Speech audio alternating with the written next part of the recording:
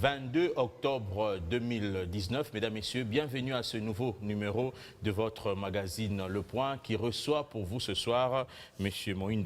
Il est député national du Nord Kivu pour le compte du MS. C'est un regroupement politique membre de l'AMUCA. Bienvenue, M. Moïse Nzangi. Merci beaucoup. Hier, il y a eu marche, mais il n'y a pas eu engouement. La symbolique a été faite. Le CLC a convoqué une marche. Il s'est passé le samedi, mais c'est hier que nous avons fait la marche. Moi-même, j'étais là, j'étais à Victoire. Et il y avait 20 itinéraires. Donc, il y avait 20 marches différentes. Et moi, la marche où j'étais, on était 300 ou 400 personnes vers Victoire. Et d'autres marches. Donc, la symbolique a été faite. Ce que j'ai vu, c'est tout entier de partout au passé. Même j'étais lundi, ils étaient en train d'applaudir les gestes qui étaient en train d'être faits. Donc la population était d'accord, même s'il n'y a pas eu un engouement comme celui qu'il y avait au niveau de la fête de Bila. Est-ce que ce n'est pas une façon, ce n'est pas un message lancé par la population pour dire que, en fait, ces histoires des marches, on n'en veut plus, reconstruisons le pays? Non, ce n'est pas de cette manière-là qu'il faut le faire. D'abord, il faut savoir que la marche avait des objectifs très précis. La lutte contre l'impunité et la corruption. Et la corruption. Donc, c'est des questions parfois qui n'intéressent pas trop les Congolais, les Congolais lambda. C'est des questions qui ne les intéressent pas trop. Ils sont plutôt intéressés par des questions politiques, trop politiques. Mais je crois que maintenant, cette dimension de faire des marches pour des questions citoyennes, c'est une dimension qu'il faut intégrer dans les collectifs des Congolais. Il ne suffit pas de lire les dirigeants, il faut aussi savoir comment ils gouvernent le pays. Et petit à petit, je crois que les gens finiront par comprendre que nous devons faire ce qui nous concerne aujourd'hui, ces démarches, pour des questions citoyennes. Donc ce n'est pas un échec? Non, je ne considère pas ça comme un échec. Nous n'allons pas nous retarder là-dessus. Je vous ai présenté comme député national du Nord Kivu, Goma, et vous êtes un des leaders à Butembo. Dans cette partie du pays, il y a recrudescence des activités des groupes armés. À quoi est due cette recrudescence? Non, c'est l'histoire. C'est l'histoire de ce pays. Vous savez que la guerre de la paix au Rwanda contre le régime de Juvenal à Biarimana a eu des répercussions sur l'Est de la République démocratique du Congo. Parce que déjà, cette guerre-là s'est passée et au Rwanda et au Congo, puisque les deux ethnies qui étaient à conflit au Rwanda vivaient aussi du côté de l'Est de la République démocratique du Congo. Et donc, lorsque, après le génocide, les Interahamwe ont été déversés sur les sols congolais, ils ne vivaient que des exactions commises contre la population.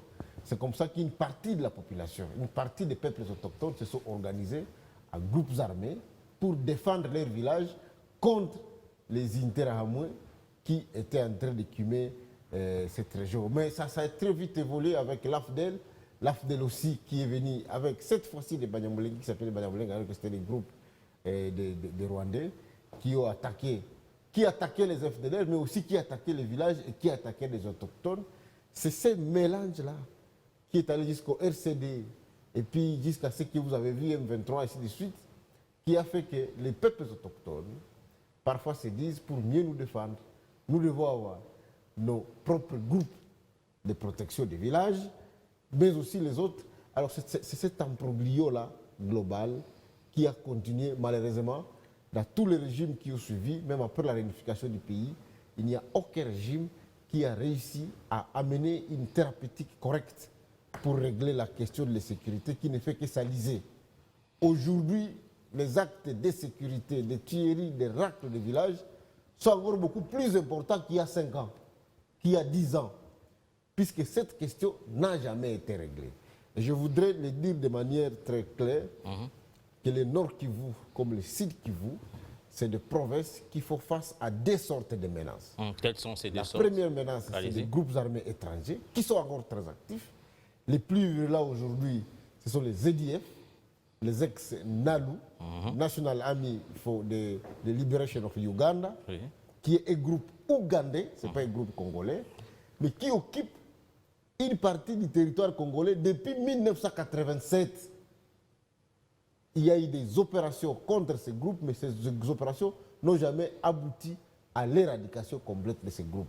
Ce groupe qui a été attaqué en 2013 par le général Baouma et Mamadou a été réduit à cette époque-là, mais après la mort du général Baouma, on les a laissé la liberté de faire. Aujourd'hui, à l'heure où je vous parle, les EDF ont pris le dessus sur les FRDC dans la zone de Beni, ce qui fait qu'il faut des promenades de santé dans des cités, dans des villages pour tuer la population et pour tuer l'armée. Et deuxième sorte de... Alors ça, ce sont les forces, les groupes externes. Il y a les EDF, il y a les FDLR, il y a les FNL qui sont encore actifs sur le sol congolais. Mais la deuxième menace, ce sont les groupes armés nationaux. Les groupes armés nationaux, c'est des groupes en fait qui se constituent pour combattre ou pour prévenir des racles ou des massacres de villages par les groupes armés étrangers. Donc, pour se protéger, les forces d'autodéfense. Les forces d'autodéfense. Mais aussi, puisqu'ils ne sont pas encadrés, ils deviennent aussi une menace contre la population civile. Alors, ça sont les deux grandes menaces. Maintenant, à cela, il faut ajouter la faiblesse, la fébrilité de nos forces de défense et de sécurité qui, malheureusement, elles aussi deviennent des menaces supplémentaires au lieu d'être des réponses. Mais notre armée, c'est la 9e en Afrique. Non, c'est ça, c'est la bouche qui parle, mais je crois que c'est une armée qui n'existe pas du tout. Mais même le chef de l'État a reconnu qu'il a trouvé une armée structurée, bien formée, capable de... Je crois que ce genre de phrase, il va le regretter tout à l'heure là, puisque je n'ai rien contre l'armée. Je sais qu'il y a des militaires qui se donnent. Aujourd'hui, il y a beaucoup plus qui meurent. Mais c'est une armée désorganisée. Il n'y a pas une organisation capable de mettre cette armée sur la scène. C'est bien vos mots. Mais je l'ai dit, je pèse bien mes mots. Il n'y a pas une organisation correcte de cette armée-là qui peut permettre à cette armée de gagner un combat. Et pour que l'armée puisse gagner un combat, il a besoin aussi du soutien des autochtones et même vous, des leaders du pays. Moi, je ne prends pas cette question de cette manière-là. Parce qu'on vous accuse aussi, vous les leaders, d'entretenir ces groupes armés, ces groupes d'autodéfense. On ne peut pas. L'armée ne pleure pas. Vous avez des armes, vous avez tous les pouvoirs de l'État, vous ne pouvez pas pleurer. Ce qu'il faut dire, il faut des vraies réformes de cette armée-là. Tant que l'armée va être une armée de businessmen à la tête, tant que l'armée va être une armée où les militaires touchent des maudites sommes, encore qui n'arrivent pas régulièrement, tant que le militaire ne saura pas soigner son enfant, sa femme, tant qu'on aura une armée où les militaires ne sont pas formés, tant qu'on aura une armée de belligérants, puisqu'il faut se dire que cette armée, c'est une armée issue de l'intégration d'après les rébellions, et depuis tout ce temps-là, on n'a jamais réfléchi correctement comment nous pouvons avoir une véritable armée dans ces pays.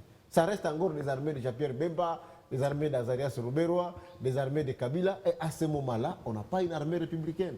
Il faut de vraies réformes pour que nous puissions demain avoir une armée capable de protéger les gouvernements. En attendant, nous n'avons que les yeux pour pleurer. Vous avez dit ici tantôt que depuis que tous ces groupes armés écument la partie est du pays, il n'y a aucun régime qui a eu à donner une thérapeutique correcte. Mais quand le chef de l'État invite les armées étrangères à venir aider les FRDC pour mettre hors d'état de nuire toutes ces personnes, est-ce que c'est sage? Non, vous savez, je ne sais pas si c'est lui qui les a invités, mais moi-même, j'ai écrit au chef de l'État pour une question spécifique des EDF à Beni.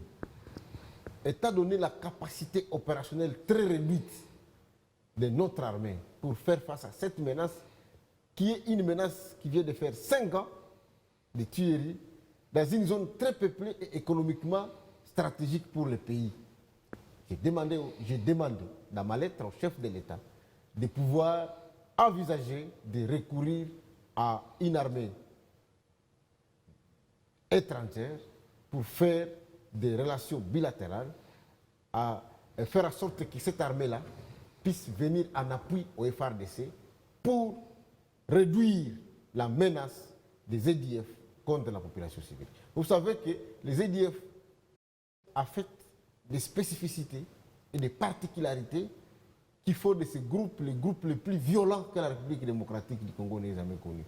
C'est déjà aguerri, c'est déjà qui ont une maîtrise de la région, c'est déjà qui sont très bien organisés, c'est déjà qu'on ne connaît pas beaucoup puisqu'il ne faut pas filtrer leurs informations. Entre-temps, ils ont déjà réussi à infiltrer une grande partie de notre armée, de sorte qu'ils sont informés pratiquement de tous les mouvements de nos militaires avant même qu'ils ne le fassent.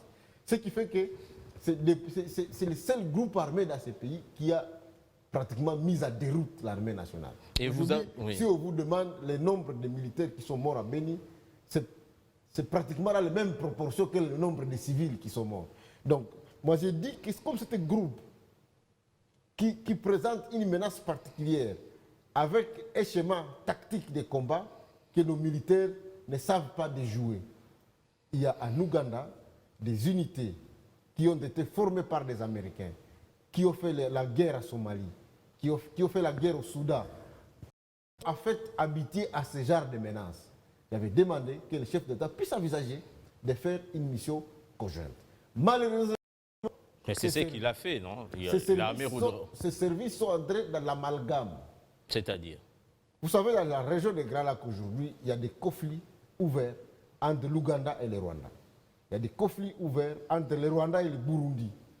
Ce qui fait que lorsque le chef de l'État a voulu faire de cette démarche une démarche globale, ça a faussé les analyses sur les groupes qui devaient être défaits avec l'appui des troupes étrangères.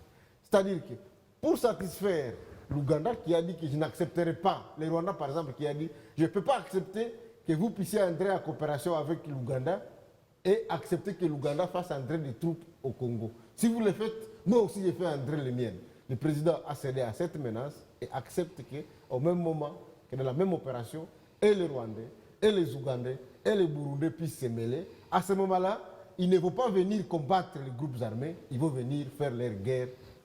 Mais est-ce que c'était sage de votre part de proposer au chef de l'État cette solution-là? Moi, j'assume. Parce que vous connaissez l'histoire, l'armée ougandaise, ce qu'elle a fait à Kisangani. Il y a quand même le passé. Ce n'est pas essayer de remuer la plaie. Vous savez que moi, quand je propose quelque chose, j'assume ce que je propose. J'assume ce que je propose. Aujourd'hui, ou bien nous nous lançons dans un programme de capacitation de notre armée, un programme qui ne va pas durer moins d'une année ou de 2 ans, ou alors nous acceptons de pouvoir demander des troupes qui nous aident, qu'ils soient ougandaises ou tanzaniennes, mais j'ai proposé, en tout cas ceux qui sont formés pour ce genre de menaces, il y a les Ougandais, il y a les Kenyans. C'est des pays qui ont des armées qui ont déjà fait face à des groupes très aguerris, notamment des groupes terroristes comme le groupe Al-Shabaab.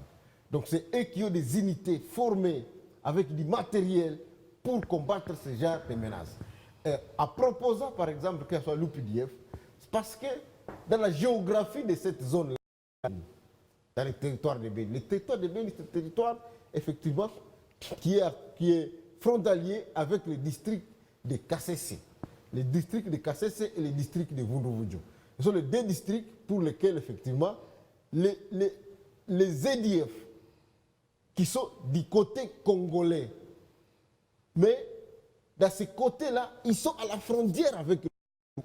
Donc les EDF, c'est une menace pas seulement pour nous, c'est aussi une menace pour l'Ouganda.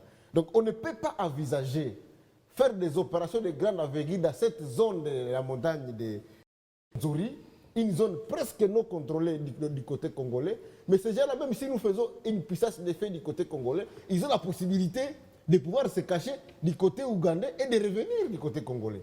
Donc on ne peut pas envisager une opération militaire de grande envergure dans cette zone-là sans impliquer l'armée ougandaise qui, elle aussi, est concernée par cette menace. Donc c'est une question spécifique pour la zone de Beni. La rendre une question globale, c'est commettre une erreur. Puisqu'en fait, il n'y a pas aujourd'hui, sauf si on veut nous le prouver, une menace directe des groupes armés étrangers. Il n'y en a pas, puisque le FARDC contrôle correctement la zone de frontières terrestres entre la République démocratique du Congo et l'Ouganda, encore que, je ne peux pas avoir peur de le dire, les troupes qui sont déployées dans cette zone, c'est des troupes de FARDC pro-Rwanda. Le chef de l'État, pendant la campagne électorale, a fait des promesses, entre autres l'installation de l'état-major de l'armée à Béni. Bon, on voit à chaque fois que les autorités de l'armée sont souvent là-bas. Est-ce que ça a apporté des résultats? Rien du tout, jusque-là, rien du tout. Rien du tout, il n'y a aucun résultat. 11 000 à 21 000 hommes. Ça, c'est la parole de la session de bouche déjà qui parle. Est-ce qui a compté qu'il y a 11 000 là-bas, qui a compté qu'il y a 21 000? Dans tous les cas, c'est pour cela qu'il y a trop de mensonges qui circulent. Dans tous les cas, il y a déjà beaucoup de militaires à Béni. Sur le plan organique, il y a 12 régiments à Béni et 2 bataillons indépendants. Si vous les prenez de manière organique, il y avait déjà, théoriquement, 22 000 militaires sur le terrain. Mais est-ce que ces 22 000 militaires existent? C'est pour cela que je te dis qu'on a des problèmes internes sur l'armée. Moi, je peux te dire, par exemple, lorsque Eringeti avait été attaqué, c'est en 2015, il y a une commission parlementaire qui est allée sur le terrain. On avait dit qu'il y avait toute une brigade au niveau de Eringeti, mais quand les gens avaient compté en réalité les militaires qui étaient sur place, il n'y avait pas plus de 80. Donc c'est pour vous dire que parfois les chiffres qui nous sont déclarés ici ne sont pas les chiffres exacts des militaires qui sont réellement sur le terrain. Je suis l'un des rares politiciens qui va à Béni et qui rencontre des militaires dans leur cas, même dans les endroits très inaccessibles. Je suis arrivé un jour à Maïmoya, j'ai rencontré la 33e brigade, j'ai vu les difficultés dans lesquelles les militaires faisaient leur travail, et te dis, avec ce genre de difficultés, vous ne pouvez pas espérer gagner une guerre contre un ennemi comme les EDF. La situation... Jusque-là, j'étais à Béni il y a 2 semaines, jusque-là, les mesures précises, la seule mesure précise qui a été mise en œuvre sur le terrain, c'était le changement du commandant des opérations. Notamment le colonel Marcel, qui a été remplacé par quelqu'un qu'on ne connaît pas, qui n'est jamais arrivé sur le terrain. Il n'y a que son adjoint, Tirimwami, qui est sur le terrain. Et encore ça, c'est quand même problématique. Comment dans une zone opérationnelle aussi dangereuse comme celle de Béni, vous pouvez désigner un commandant et général des opérations, qui est... Est-ce que la situation qui se passe à Minembwe est-elle similaire à ce qui se passe dans le Nord Kivu, précisément à Béni? Bon, il y a des similarités qui sont liées au fait que ce sont les mêmes acteurs qui, au-delà des aspects de guerre, de la protection du pays, il entre des aspects communautaires. Et c'est ça qui rend un peu différent la question de Béni de la question de Minembwe. La question de Minembwe, c'est une question pour laquelle, effectivement, les armées étrangères interviennent, puisqu'il y a des groupes armés étrangers du Burundi, des groupes armés étrangers du Rwanda, qui viennent se mêler dans une situation et qui sépare une population considérée pro-rwandaise et une population congolaise ou autochtone sur le terrain. Mais les problèmes restent les mêmes. C'est la faiblesse de l'État congolais. C'est ça. C'est ça la clé de tout. Que ce soit à Béni, à Minembwe, partout, c'est l'absence d'une politique de défense du pays qui fait que les peuples autochtones sont obligés d'assurer la sécurité eux-mêmes. Si on a des FRDC aguerris, capables de protéger les frontières du pays, effectivement, les problèmes du genre, ce qui se pose à Minembwe et autres, ça ne peut pas se poser. Maintenant, aujourd'hui, le plus grand risque que nous avons, c'est de voir l'armée ougandaise, l'armée rwandaise, l'armée burundaise venir se battre directement ou indirectement par des troupes. Comme ce fut le cas qui s'en gagne. Maintenant, là, ils sont capables de se battre par des groupes interposés. Puisque qu'est-ce qui se passe? Aujourd'hui, ce n'est même pas un secret pour personne. On sent qu'il y a un rapprochement entre le FDLR et le régime burundais. Le régime burundais qui est le régime Hutu, puisque le régime burundais soupçonne que le régime rwandais ne soupçonne même pas. Le régime rwandais est en train de soutenir les troupes, la rébellion du général Nyompaze qui avait tenté de faire un coup d'État au Burundi. Et donc, le Burundi appuie le FDLR sur le territoire congolais pour attaquer le Rwanda. Le Rwanda appuie les troupes ce n'est pas même pas de FNL, c'est encore des groupes composites pour attaquer le Burundi. Alors, qu'est-ce qui va se passer? Les rebelles pro-burundais et les rebelles pro-rwandais qui sont sur le territoire congolais vont se battre, mais qui va souffrir? c'est les Congolais. C'est pour cela que la solution, je demande au chef de l'État de pouvoir examiner ces situations-là au cas par cas. Commençant par les plus dangereux vers les moins dangereux. Moi, je crois que pour l'instant, il faut se concentrer sur Beni. Et si on peut se concentrer sur Beni, il n'y a que l'intervention des troupes ougandaises qui est la plus urgente. Ça, c'est un cas spécifique qui concerne un territoire et une seule frontière où on doit attaquer les EDF. Après, on verra, puisque les FDLR sont éparpillés sur toute l'étendue du territoire et il y a peu de FDLR qui aujourd'hui sont plus proches de la frontière du Rwanda. Donc le Rwanda ne peut pas justifier aujourd'hui qu'il a une menace directe de FDLR sur le territoire congolais. Désignation du porte-parole de l'opposition, le camp de Martin Fayoulou et Adolphe Muzito estiment que la démarche sera biaisée parce qu'ils reconnaissent Martin Fayoulou comme président élu. Et si vous optez pour la démarche pour désigner le porte-parole de l'opposition, ce sera reconnaître tacitement l'autorité, la légitimité du président actuel. Oui, je dois d'abord préciser que jusque-là, le président Martin Fayoulou ne s'est pas prononcé sur cette question. Ce que je sais, il s'est dit non concerné par la démarche de désignation du porte-parole de l'opposition.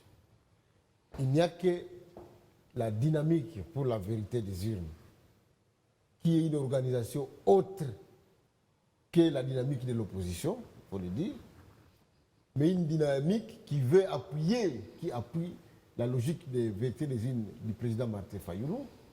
Il n'y a que cette dynamique qui a fait une déclaration pour demander que l'on n'entre pas dans le processus de désignation du porte-parole de l'opposition. Alors, il faut dire des choses et les distinguer de manière correcte pour permettre au peuple de pouvoir comprendre. Allez-y. Il y a la logique des combats et la logique politique institutionnelle. Dans ce pays, nous avons une loi portant statut de l'opposition. Heureusement que je l'ai avec moi ici. Cette loi-là, à son article 3, dit ici que les partis politiques et les regroupements politiques dans les assemblées font une déclaration d'appartenance soit à la majorité ou à l'opposition auprès des bureaux de l'Assemblée nationale et du Sénat. Ce qui a déjà été fait. Donc j'ai attendu les gens raconter des histoires. La réalité, c'est qu'au début de la législature, pendant la période du bureau provisoire, tous les partis politiques présents ont fait une déclaration d'appartenance. C'est sur base de cette déclaration-là que nous avons à l'Assemblée nationale 3 groupes parlementaires de l'opposition. Et ces groupes, c'est le MS-G7 qui a 39 députés, c'est l'AMK qui a 30 députés et c'est le MLC-ADN qui a 28 députés. MLC-ADN, c'est un groupe qui comprend les MLC, de l'opposition, donc les CID. Ça veut dire que les CID institutionnels a déjà fait une déclaration à l'Assemblée nationale pour dire nous sommes un parti de l'opposition. À partir de ce moment-là, à partir du moment où vous êtes déclaré comme un parti de l'opposition politique, vous devez être logique avec vous-même. Et la logique qui suit, c'est l'article 17 de la même loi portant statut de l'opposition qui stipule effectivement que il y a un porte-parole de l'opposition, l'article 19, un porte-parole de l'opposition qui est désigné par consensus par les députés et sénateurs de l'opposition et à défaut par un vote. S'il n'y a pas consensus. S'il n'y a pas consensus. Donc à partir du moment où vous êtes déclaré appartenant à l'opposition, vous devez vous organiser en tant qu'opposition d'avoir un porte-parole de l'opposition. C'est ça la loi. Donc quand on veut se battre pour un état de droit, on respecte aussi la loi. Alors, est-ce que nous devons nous priver de notre droit d'avoir un porte-parole de l'opposition pour des raisons, je ne sais pas, inavouées? Non. C'est comme ça que, comme la loi l'exige, les groupes parlementaires M7, la loi dit que dans les 30 jours qui suivent l'installation du gouvernement, à l'initiative du parlementaire, le processus de désignation du porte-parole de l'opposition est déclenché. Et le groupe a dit, voilà, et vous avez déjà dans le délai de 30 jours, le groupe a déclenché la procédure de désignation du porte-parole de l'opposition. Et les deux bureaux ont déjà répondu? Les deux bureaux sont déjà saisis. Il faut maintenant là que l'opposition soit convoquée par les deux présidents de l'Assemblée nationale et du Sénat pour obtenir un consensus sur la désignation du porte-parole de l'opposition. Et je peux vous dire que maintenant là, le consensus est en train d'être trouvé. Autour de qui? L'opposition va faire une déclaration où il désigne la personne qui va être porte-parole. C'est qui?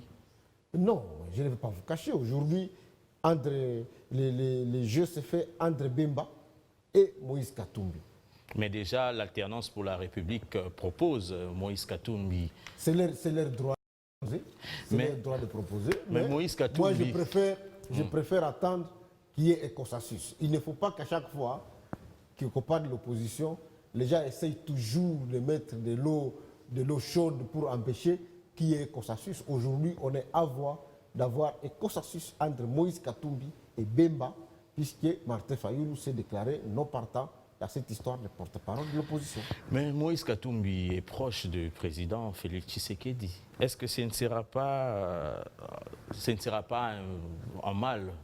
Est-ce qu'il va travailler dans l'intérêt de l'opposition? C'est vous qui le dites, moi je ne savais pas qu'ils étaient proches. Moïse Katumbi, c'est un opposant comme tout le monde. C'est un opposant, il a déclaré être l'opposition, il a refusé.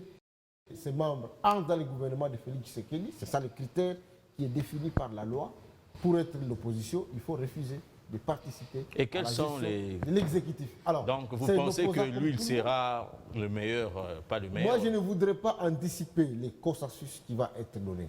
Si on s'attient à la loi et à la procédure qui doit être respectée pour désigner les porte-parole de l'opposition, il fait l'ombre de doute. Vous les avez, je vous ai donné les chiffres du groupe parlementaire, que c'est Moïse Katumbi qui est de droit le porte-parole de l'opposition.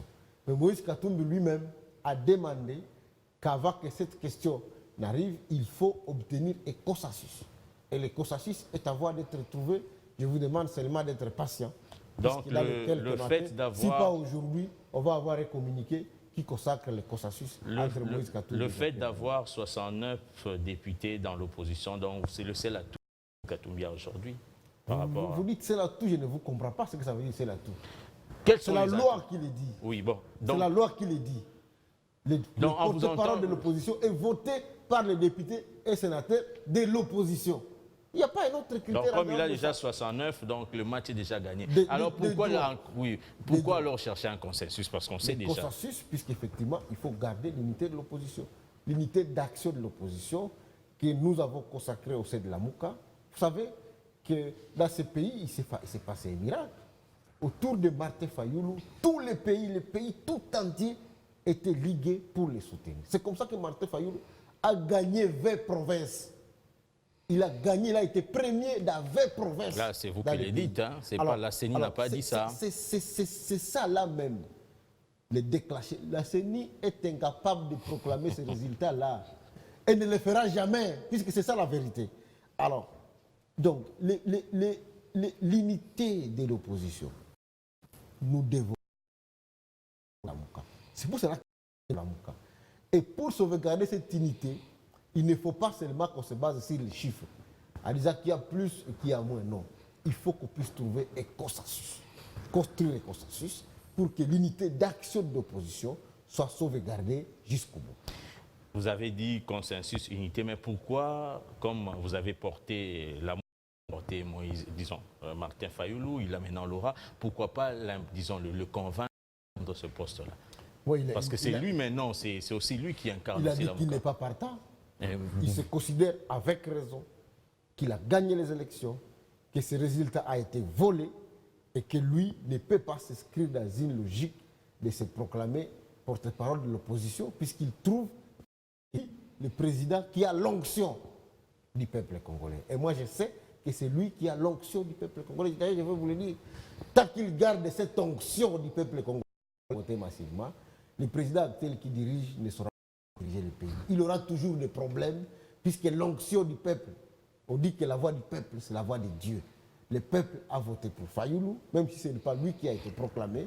Fayoulou va garder cette et lui préfère rester dans cette stature de quelqu'un qui a l'onction du peuple congolais. Vous le reconnaissez comme président élu, mais entre-temps aussi, vous reconnaissez l'actuel aussi. Et il dit qu'il n'est pas partant pour devenir porte-parole de l'opposition. Pourquoi vous devez encore réciter que ce soit lui? Donc vous reconnaissez que lui, c'est lui qui a été élu, mais entre-temps, vous reconnaissez le président Félix Tshisekedi. Il y a des logiques qu'il faut dissocier. Il y a la logique de la légitimité et la logique de la légalité. Est-ce que le leader Dans la logique de la légalité, aujourd'hui, c'est Félix qui est là, qui a été proclamé par la Cour constitutionnelle et qui est président, qui exerce l'impérium. La logique de la légitimité, c'est une logique qui est une onction, comme je viens de vous le dire. L'onction, c'est le peuple qui se reconnaît dans la personne qu'il a lui-même élue. Est-ce que le leader de la Mouka, chacun n'essaye pas de jouer son jeu pour qu'en 2023, finalement, chacun se présente dans sa manière? C'est vous qui essayez de jouer ce jeu-là pour les amener à ne pas être ensemble en 2023. Mais moi, je vais vous le dire qu'on doit tout faire et on va tout faire pour que la Mouka, dans sa formule, à 2023, nous puissions encore une fois présenter une offre au peuple congolais des candidats communs. Apparemment, vous ne suivez pas, vous ne soutenez pas Martin Fayoulou dans son combat pour la vérité des urnes. Non, c'est un combat noble, c'est le combat qu'il a choisi de mener. Pourquoi? Mais au niveau des assemblées pour les changements, nous on a dit, voilà, la vérité des urnes, c'est noble, puisque c'est nous qui avons fait la campagne pour Martin Fayoulou. Mais on ne va pas continuer, on ne va pas pleurer jusqu'au bout. Pas continuer à pleurer jusqu'au bout. Dans lui, il pleure jusqu'au bout. On doit maintenant se battre pour que demain, le peuple congolais ne soit pas dupé comme il l'a été en 2019. Il faut que demain, le peuple congolais se retrouve que c'est la personne qu'il a élue qui est la personne qui est proclamée. Et ça passe par un combat. Et ce combat doit être mené. Si nous restons dans la logique de la vérité des urnes pendant longtemps, nous risquons de passer en dehors de l'essentiel. L'essentiel, c'est un combat pour que demain, on puisse avoir une meilleure réforme de la CENI, demain, on puisse avoir une réforme de la Cour constitutionnelle, pour qu'on ne nous amène plus que voilà, tel, on n'aime pas son nez, il ne peut pas être candidat. Tel, on n'aime pas ses lèvres, il ne peut pas être candidat. Ça, il ne faut plus qu'on revienne à ce genre de situation. Mais jusque-là aussi, rien n'est fait au sein de la... On a vu la présidence était entre les mains de Moïse Katumbi. Sur terrain, on n'a vu rien. Bientôt, là, la présidence tournante de Jean-Pierre Bemba va se terminer. Rien, mais ça n'existait plus finalement. Vous auriez souhaité qu'il fasse quoi? Vous auriez souhaité qu'il fasse quoi? Mais la Mouka, c'est une organisation. Mais on vous sent qui a pas. des objectifs. Et c'est une coordination du présidium, des présidents des partis politiques qui sont autonomes. Et donc, dans ce cadre-là, il fait le travail de coordonner l'action de l'opposition. Qu'est-ce qu'il coordonne jusque-là? Mais il coordonne l'action de l'opposition. Quelle est l'action Par exemple, maintenant, là, on doit désigner un porte-parole de l'opposition. Jean-Pierre Bemba doit coordonner les contacts pour qu'on arrive à être celui qui va être porte-parole de l'opposition. On est en train de distribuer aujourd'hui les commissions ou les petits, la participation effective de l'opposition dans les commissions parlementaires. Il doit coordonner l'ensemble des activités qui sont liées à ce travail-là. Ce n'est que ça le travail qu'on lui donne. Pour le reste, la Mouka a déjà dit que les plateformes politiques qui constituent la Mouka restent indépendantes. Donc chaque plateforme fait ses activités indépendamment des activités de la Mouka. Nous allons parler de la mise en place des dirigeants, des responsables qui sont à l'Assemblée nationale. À l'opposition, vous avez eu combien de postes? À l'Assemblée nationale, donc, nous avons 12 postes. Dans les commissions, c'est 11 postes, mais y compris le poste de rapporteur adjoint que nous n'avons pas comblé pour protester contre la manière cavalière avec laquelle la majorité a fait un forcing. Mais il y a 3 postes de président de commission, 3 postes de président de commission, 3 postes de deuxième vice-président de commission et 2 postes de rapporteurs que nous sommes en train de distribuer au groupe parlementaire de l'opposition. MSGC a combien de postes sur le 11? Je ne vous le dirai pas maintenant. Il y a un communiqué qui va être signé dans les heures qui suivent pour pouvoir distribuer. Et là aussi, il y a consensus. Le consensus est déjà trouvé. Et au niveau du rapporteur, vous l'avez laissé à l'autre regroupement, le MLC. Le consensus est déjà trouvé, vous allez lire le communiqué. Et donc, si cela veut dire que vous n'allez plus boycotter les plénières à l'Assemblée nationale, comme vous l'avez fait. Nous avions déjà déclaré que nous avions protesté contre la manière cavalière avec laquelle ils ont géré la question du bureau. Mais pour le reste, nous sommes actifs et nous allons jouer notre rôle d'opposant à l'Assemblée nationale. Mais est-ce que c'est une bonne méthodologie de quitter la plénière? C'est notre façon de faire et le règlement intérieur de l'Assemblée nous l'autorise. Donc quand nous quittons parce que nous ne sommes pas d'accord avec la manière dont la loi est piétinée. Mais maintenant, nous ne devons pas accepter, nous, que lorsqu'on a violé la loi, que nous puissions rester à côté des gens qui ne respectent pas les principes. C'est ça aussi le pacte républicain que nous avons. Nous exerçons notre droit de faire la politique. La majorité a le droit de s'exprimer en tant que majorité, mais dans le respect des règles. Lorsque ces règles ne sont pas respectées, effectivement, nous avons des moyens de contester qui vont jusqu'à la sortie des salles. Et c'est prévu par notre règlement. Donc c'est normal pour nous de le faire. Quand même que si vous sortez, la majorité vote, les lois vont jusqu'au bout. Au moins là, on sait que la loi a été votée sans nous. Et c'est très important. Aujourd'hui, quelles sont vos relations avec la majorité parlementaire? C'est des relations tumultueuses. C'est une majorité qui ne veut rien partager. Il y a FCC, il y a CAJ, tous sont pareils. Le président de la République a par exemple dit qu'il va veiller à ce que la présidence de la commission de contrôle parlementaire, de contrôle budgétaire, donc l'ECOFIN, revienne à l'opposition. Mais eux, là-bas, à l'Assemblée, ils ont refusé. Ça veut dire que c'est des gens qui veulent tout gérer seuls et nous, on les observe de loin. Mais vous êtes vice-président, non? Dans cette commission, vous de l'opposition? Non, le président, lorsque le président prononce un mot qu'il adresse à sa majorité doit respecter au mot du président. Qu'est-ce que vous sous-entendez? Lorsque déjà on ne sait pas respecter la parole du président par sa propre majorité, ça pose un problème. Qu'est-ce que vous insinuez? Oui, lorsque le président a dit qu'un opposant va diriger la commission ECOFIN, il l'a dit lui-même dans un discours au Kenya. Et dans les faits, cette majorité refuse de donner cette commission à l'opposition. Ça veut dire que la majorité ne respecte pas son président. C'est-à-dire? Allez plus loin. C'est-à-dire que la majorité ne respecte pas le président. Donc vous voulez dire que la majorité, le président n'a pas la même mise sur sa majorité? C'est ce que ça veut dire. C'est ce que ça veut dire. Et ça, c'est dangereux pour une démocratie comme la nôtre. Donc vous mettez en cause la coalition FCC-CAJ. C'est une coalition diabolique. Elle ne marchera jamais. Comment vous pouvez être dans une coalition alors que vous ne vous respectez même pas entre vous? Nous avons vécu des scènes là-bas à l'Assemblée nationale, des scènes qu'on ne peut pas vivre dans une coalition. Les gens viennent soutenir leur gouvernement, mais à l'extérieur de l'Assemblée nationale, ils se battent, les militants du PPRD et de l'UDPS. Ça, c'est quelle coalition? Il a suffi des crashs, encore qu'un crash d'un avion qui est tombé peut-être par panne, et vous avez vu la manifestation des gens qui disent que voilà, ce sont les autres qui ont... Quelle coalition ça? Une coalition où le président de la République, par exemple, traite la gratuité de l'enseignement, mais avec un ministre de l'enseignement qui est du FCC. Et vous voyez aujourd'hui que la gratuité de l'enseignement primaire est en train de bâcler parce qu'effectivement, c'est une coalition où ils ont des objectifs divergents. Le ministre a été à Washington pour débattre aussi. Eh bien, vous allez voir ce qui va venir de Washington. Vous avez une coalition avec des groupes qui ont des objectifs différents. Pour le FCC, Félix Tshisekedi ne doit pas faire Kabila. Pour Félix Tshisekedi, il doit travailler pour faire plus que Kabila.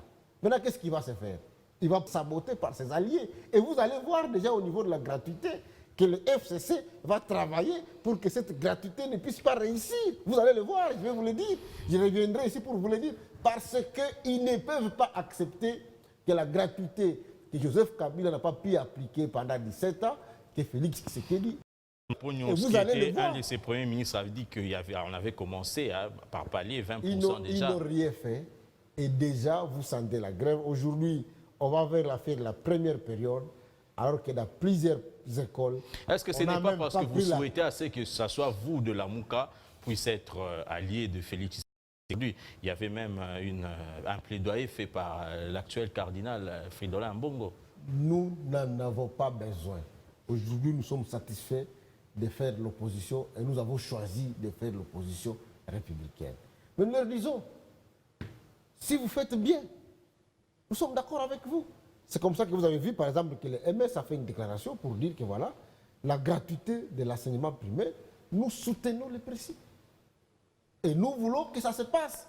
Mais nous vous prévenons déjà que vous avez... Le verre est déjà dans les maïs. Donc le problème, c'est Le verre est dans les la maïs et personne du vous allez... président. Non, non, je ne dis pas ça. Ou je ne dis pas ça. Cette coalition, sa formation politique, bien c'est son une coalition regroupement. contre nature. C'est une coalition... Ils sont presque les socialistes, non des démocrates socialistes. Vous allez me le dire et vous le verrez, cette coalition-là ne marchera pas. Ça ne marchera pas puisque c'est déjà, c'est un mariage des époux et épouses qui n'ont pas les mêmes objectifs. Et lorsque dans un mariage, vous n'avez pas les mêmes objectifs, ce mariage-là ne peut pas aller trop loin. Ça finit toujours par être à catastrophe. Monsieur Moïndo Nzangi, député national MS, la Mouka, élu du Nord Kivu, vous avez un dernier mot avant de clôturer cette émission? Non, le dernier mot, c'est de demander au peuple congolais de rester très vigilant. La gestion du pays, ça nous concerne nous tous. Et dans cette gestion du pays, on a besoin de la participation de tous les Congolais, une participation active, pour que là où ça ne va pas, on dit non ensemble. C'est de cette manière-là que nous ferons sortir notre pays de ces bourbiers dans lesquels la classe politique a plongé pendant plus maintenant de 4 décennies. Vous étiez dernièrement à Béni. On va terminer avec cette question. Le dernier passage du chef de l'État a quand même redonné l'espoir dans la population. Oui, mais ça devient des promesses de trop et les gens commencent à avoir des doutes, avec raison.